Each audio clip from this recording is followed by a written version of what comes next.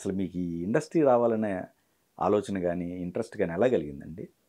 అంటే నేను ఎక్కడో విలేజ్ నుంచి వచ్చి ఒంగోలులో చదువుకుంటున్నాడిని. ఆ! నా లైఫ్ ఇక్కడ సినీ ఇండస్ట్రీలో అని రాసిపెట్టినట్టు. గ్రామం వచ్చేసి ఎక్కడ సార్? ఒంగోలు? ప్రకాశం డిస్ట్రిక్ట్. ఆ! అక్కడ నుంచి ఒంగోలు నుంచి 15 కిలోమీటర్లు విలేజ్. విలేజ్. ఓకే. ఎం నిడమాలూరు అని ఓకే. ఓకే. విలేజ్. పెద్ద village, beautiful village. Okay. Okay. Ongole చదువుకుంటా ఉండేవాడిని. హ్మ్. అట్లాగే నాకు సంబంధం లేదు అసలు. అంతకుముందు సినిమాలు చూడటం, రామారావు గారు, నాగేశ్వరరావు గారు సినిమాలు చూడటం తప్పితే షూటింగ్ కూడా ఎప్పుడూ చూడలా. అలాంటిది సడన్గా నేను చెన్నై వెళ్ళిపోయానంటే ఇక నాకు ఇంకా సినిమా ఇండస్ట్రీలో నా లైఫ్ ఇక్కడ అని రాసిపెట్టుంది. ఓకే. భగవంతుడు నన్ను అట్లా నెట్టినట్టు ఇండస్ట్రీ వైపు. నేను అనుకున్నది కూడా చదువుకునేవాడిని కాదు, బాగా ఫ్రెండ్స్ ఇట్లా తిరుగుతూ ఉండేవాడిని. సడన్గా ఒకరోజు ఎందుకో ఫ్రెండ్స్ రావాలి, నేను ఒక్కడనే రూమ్లో కూర్చొని ఉంటే చాప మీద పడుకొని ఉన్నా.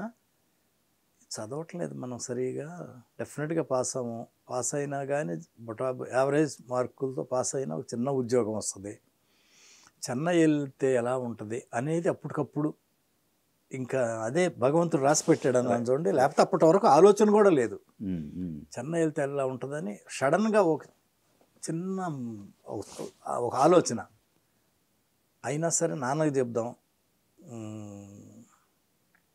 ఆయన డెఫినెట్గా తిడతారు అనుకొని భయంగానే వెళ్ళి మా విలేజ్కి వెళ్ళి ఆ రోజే సాయంత్రం వెళ్ళిపోయా. సాయంత్రం నెక్స్ట్ డేనో వెళ్ళి మా నాన్న భోజనం చేస్తూ ఉన్నారు.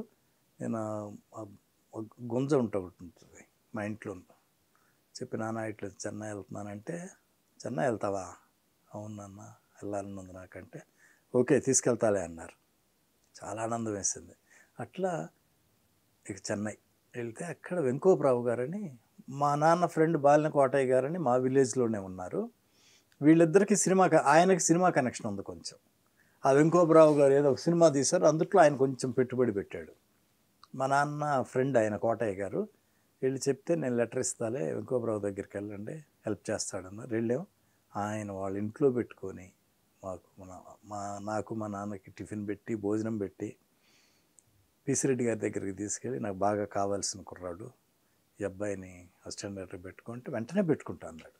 ఓకే. నేను అనుకున్నాను 3వ రోజో 4వ రోజో బయలుదేరి చెన్నై వెళ్ళిపోయావు, జాబ్ కూడా కన్ఫర్మ్ అయిపోయింది, పిసిరెడ్డి గారు పెట్టుకుంటానని. ఆయన అట్లాగే పెట్టుకుంటాను కానీ 6 months వరకు నేను తీసుకెళ్ళి నేనే ఎడిటింగ్లో జాయిన్ చేస్తాను, ఎందుకంటే డైరెక్షన్ డిపార్ట్మెంట్కి ఎడిటింగ్ కూడా చాలా ఇంపార్టెంట్. అప్పటి వరకు అప్పుడు 2 సినిమాలు జరుగుతున్నాయి, ఆ సినిమాకి పెట్టేశాను వేరే వాళ్ళని. 6 months తర్వాత పెట్టుకుంటా అన్నారు. ఎడిటింగ్లో జాయిన్ అయ్యాను కోటగిరి వెంకటేశ్వరరావు గారు, గోపాలరావు గారి దగ్గర. ఆయనే తీసుకెళ్ళి ఆయన చూడండి, నేను ఒక విలేజ్ నుంచి వచ్చిన కుర్రోడిని ఓ పెద్ద డైరెక్టర్, అప్పటికి మానవుడు, దానవుడు, బడిపంతులు, ఇల్లు ఇల్లాలు ఇట్లాంటి సినిమాలు చేసిన పెద్ద డైరెక్టర్ పిసిరెడ్డి గారు. ఆయన కారులో ఆయన డ్రైవ్ చేసుకుంటా ఆయన పక్కన నేను కూర్చొని వాహిని స్టూడియోలోకి తీసుకెళ్ళి నన్ను ఎడిటింగ్లో జాయిన్ చేశారు. ఆయన చెప్పినట్టు ఆ 6 months అయిన తర్వాత మళ్ళీ డైరెక్షన్ అసిస్టెంట్ డైరెక్టర్గా పెట్టుకున్నారు. అది పెద్దలు మారాలి. హీరో కృష్ణ గారు గ్రేట్ హీరో, జమున్ గారు, డిఎల్ నారాయణ గారు ప్రొడ్యూసరు, దానికి అసిస్టెంట్. అట్లా నా జర్నీ స్టార్ట్ అయిపోయింది. అసలు సంబంధం లేదు ఈ సినిమా ఇండస్ట్రీతో.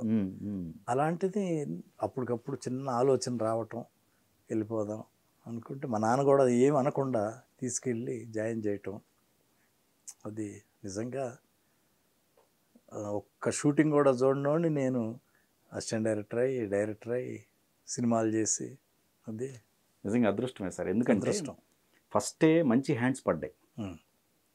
పిసిరెడ్డి గారు కావచ్చు, కోటగిరి వెంకటేశ్వరరావు గారు, వీళ్ళందరూ మంచి హ్యాండ్స్. తర్వాత అఫ్కోర్స్ మీ కాంబినేషన్ కంటిన్యూ అయింది అనుకోండి కోటగిరి గారు. అవునవును, నా సినిమాలు అన్నీ ఆయనే. అదే అందుకని ఒక గ్రేట్ ఎడిటర్. బాహుబలి, అవును, Samarasimha Reddy, Narasimha Naidu, Indra, rowdy inspector, lorry driver, అన్నీ ఆయనే. అన్నీ అవును, మంచి హిట్స్ ఉన్నాయి. ఆయన అసిస్టెంట్ నేను కోటగిరి వెంకటేశ్వరరావు గారికి ఎడిటింగ్లో ఫస్ట్ అప్రెంటిస్ని. అలాంటిది నన్ను మళ్ళీ రాఘవేంద్రరావు గారు గ్యాప్ వచ్చింది, తిరుగుతూ ఉన్నా. అట్లా నన్ను మళ్ళీ రాఘవేంద్రరావు గారి దగ్గర జాయిన్ చేసింది కూడా ఆయనే, కోటగిరి వెంకటేశ్వరరావు గారు. ఓకే. నేనంటే బాగా ఇష్టం కోటగిరి వెంకటేశ్వరరావు గారికి. ఆయన వాళ్ళ బ్రదర్ గోపాలరావు గారు ఇద్దరు. బట్ మెయిన్ రాఘవేంద్రరావు గారికి కోటగిరి వెంకటేశ్వరరావు గారు అంటే బాగా ఇష్టం. అట్లా నన్ను రాఘవేంద్రరావు గారి దగ్గర జాయిన్ చేసింది కోటగిరి. మెగాస్టార్ గారి కెరియర్లో స్టేట్ రౌడీ బెస్ట్ ఫిల్మ్ అండి. నైజాంలో అప్పట్లో 1 crore కలెక్ట్ చేసింది. హిందీ ట్రేడ్ గైడ్లో కూడా ఈ రికార్డులు అప్పట్లో అక్కడున్న పెద్ద హీరో కూడా ట్రేడ్ గైడ్లో అందరూ అది ఒక కొలమానం అయిపోయేది. కలెక్షన్ అంటే ఫస్ట్ వీక్ ఎంత, ట్రేడ్ గైడ్లో చూసి ఇది పర్ఫెక్ట్ అనుకునేవాడు. Right right. వాళ్ళు హిందీ వాళ్ళు వేసుకునేవాడు. మన తెలుగు కలెక్షన్స్ కూడా వేయటం మొదలుపెట్టి ఫస్ట్ వీక్ 21 crores అంటే 21 crores ఏంటి తెలుగు మూవీ అని వాళ్ళ డిస్ట్రిబ్యూటర్లు ఉంటారు అడిగితే కరెక్ట్ కరెక్ట్. స్టేట్ రౌడీ నైజాంలో ప్రపంచం అప్పుడు. సాంగ్స్ చిరంజీవి గారి అదే టైట్లు, ఆయన గెటప్. మీవి 3 సినిమాల్లో సార్, సమరసింహారెడ్డి, నరసింహనాయుడు, ఇంద్ర, ఈ 3 industry records. First Samarasimha Reddy industry hit, అప్పుడున్న కలెక్షన్ అప్పుడున్న రేట్ల ప్రకారం all time record. Right right. తర్వాత 1 year 1.5 year గ్యాప్లోనూ నరసింహనాయుడు. ఆ 2 yearsలో కొంచెం కలెక్షన్స్ పెంచడం అట్లా ఉంటాయిగా. Okay okay. దాన్ని బట్టి నరసింహనాయుడు హిట్. నరసింహనాయుడు క్రాస్ చేసింది సమరసింహారెడ్డి చేసింది. ఓకే. ఇందిరా వచ్చేటప్పటికి ఇంకొక 1 year 2 years గ్యాప్. అప్పటికి అది ఇండస్ట్రీ హిట్. మీరు చాలా హ్యాపీగా ఫీల్ అవుతున్నారు. మళ్ళీ రిలీజ్ అసలు చాలా 22 years తర్వాత రిలీజ్ అవటం, అందుట్లో ఆయన బర్త్డేకి రిలీజ్ అవటం, అందరూ థియేటర్లో ఆ కలెక్షన్లు ఏంటి ఏదో కొత్త సినిమా రిలీజ్ అయినట్టుగా హౌస్ఫుల్స్, అడ్వాన్స్ బుకింగ్ హౌస్ఫుల్స్, అందరూ థియేటర్లోకి వెళ్ళి ఫ్యాన్స్ అందరూ స్టెప్లు ఆ టీవీలో యూట్యూబ్లో చూస్తుంటే లేడీస్ కూడా మాట్లాడుతున్నారు ఎంత సంతోషంగా. వాళ్ళు కుర్రాళ్ళు కూడా 2002లో చిన్నపిల్లలు వాళ్ళ ఫాదరు మదర్తో సినిమాకి వెళ్ళాము, ఇప్పుడు మాకు పెళ్ళయి పిల్లలు, మా పిల్లలతోటి మేము ఇప్పుడు సినిమాకి వెళ్ళి చూస్తున్నాం, మా డ్యాన్సులు అవి చూస్తూ ఉంటే పిల్లలు ఏంటి ఇలా డ్యాన్స్ చేస్తున్నారు మా నాన్న అని చెప్పి వాళ్ళు డ్యాన్స్లు వేయటం. Okay okay. ముఖ్యంగా వీణ స్టెప్ అన్నీ బంబంబోలే వీణ స్టెప్ అయితే అందరూ థియేటర్లో ట్రై చేస్తున్నారు. బయటకు వచ్చి కెమెరాల ముందు మళ్ళీ అక్కడ ప్రాక్టీస్ డ్యాన్స్ చేస్తూ ఉన్నారు. నిన్న చెప్తున్నారు దత్తు గారు, అందరూ బాటిల్స్లో బిస్లరీ బాటిల్స్తో వాటర్ తీసుకెళ్ళారంట. వాటర్ బాటిల్స్ ఎందుకంటే రెయిన్ సాంగ్ వస్తుందిగా, రెయిన్ సాంగ్ వస్తుంటే అందరి మీద నీళ్లు చల్లి వాళ్ళ మీద కూడా నీళ్లు చదువుకుంటున్నారంట, వాళ్ళు కూడా తడిసిపోయినట్టు.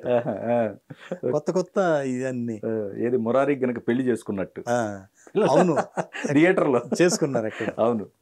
అట్లా నాకు దత్తు గారు 2-3 చెప్పారు, థియేటర్కి తాగటానికి తీసుకెళ్ళటం వేరును, తీసుకెళ్ళి అందరి మీద చల్లుతూ ఉన్నారంట. కానీ ఎన్టీఆర్ గారిది బాలయ్య బాబు గారికి అంత మంచి హిట్లు ఇచ్చారు. ఎన్టీఆర్ గారి విషయంలో మీకు అంత సాటిస్ఫాక్షన్ కాలేదనిపిస్తుంది మీ కాంబినేషన్? అది అల్లర్రాముడు సక్సెస్ఫుల్ మూవీయే, అంటే సబ్జెక్టు అనుకున్నంత బాగా కుదరలేదు. ఫస్ట్ హాఫ్ బాగా ఎంటర్టైన్మెంట్గా ఉంటుంది, సాంగ్స్ మంచి సాంగ్స్, ఆర్పి పట్నాయక్ మంచి సాంగ్స్. తర్వాత నగ్మా క్యారెక్టర్ కూడా బాగా కుదిరింది మాకు, ఆర్తి అగర్వాల్. తర్వాత మేము ఆకుచాటు పిందె తడిసే ఆ పాట 2002 వరకు పాట పెట్టాం, అది ఒకటి ప్లస్ అయింది.